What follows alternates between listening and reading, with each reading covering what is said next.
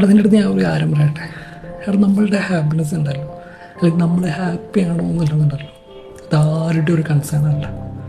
നമ്മളെ പാരൻസിൻ്റെ കൺസേൺ ആയിരിക്കുമല്ലോ. അത് നിനക്ക് ഉണ്ടോ? നിൻ്റെ അടുത്ത് ആരെങ്കിലും ഒന്ന് ചോദിച്ചിട്ടുണ്ടോ നീ ഹാപ്പി ആണോ എന്നുള്ളത്?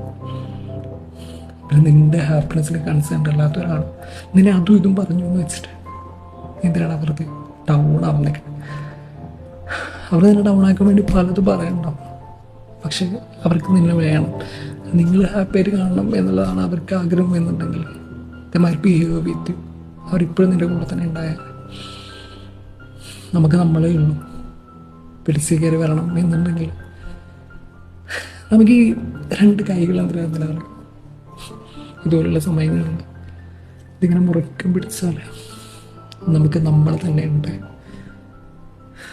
എന്നുള്ള ഒരു ഓർമ്മപ്പെടുത്തൽ പോലെ നമുക്ക് നമ്മളുണ്ട്. എല്ലാം ശരിയാണ്.